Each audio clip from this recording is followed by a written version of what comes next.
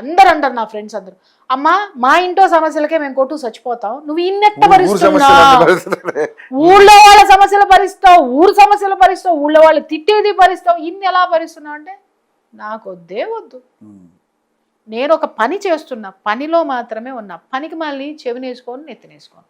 బాధ పెట్టవా అని అంటే ఖచ్చితంగా బాధ పెట్టిన రోజున తిరిగి ఇచ్చేస్తా, లోపల పెట్టుకోను. అందుకే నేను కొంచెం పర్ఫెక్ట్గా ఉంటాను. ఎక్కువ ఇట్లాంటి అంశాల్లో మీరు మంచి ఇంకా రాడు తేలిపోయారు, దాని మీద బాగా అవసరమే లేదు సార్. ఇప్పుడు భావ వ్యక్తీకరణ స్వేచ్ఛ నన్ను తిట్టేవాడికి ఉంది, కానీ సమాజాన్ని బాగు చేయడానికి నాకు కూడా అంతే భావ వ్యక్తీకరణ స్వేచ్ఛ ఉంది కదా.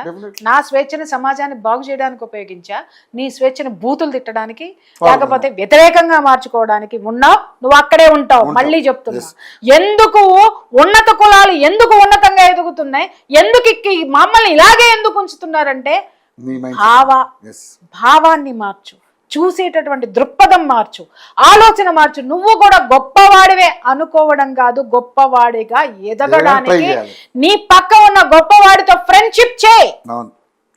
వాడు నీకు ఒక చెయ్యి చిలాగుతాడు. అట్లా కాకుండా మీరు పలానా మీరిది.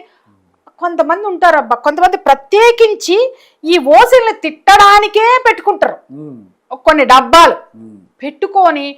మా జీవితం నిజం చెప్పాలంటే ఎక్కువ మాట్లాడకూడదేమో, నేను నా డ్రైవర్ జీతం అంతా కూడా ఖరీదు చేయదేమో. అలాంటి జీవితాలు కూడా విమర్శించేస్తాయి. భావ వ్యక్తీకరణ స్వేచ్ఛ. నువ్వు ఎదగవు, నేను చెప్తున్నా. నువ్వు ఆ కెమెరాకే పరిమితం అవుతావు, బయటికి రా.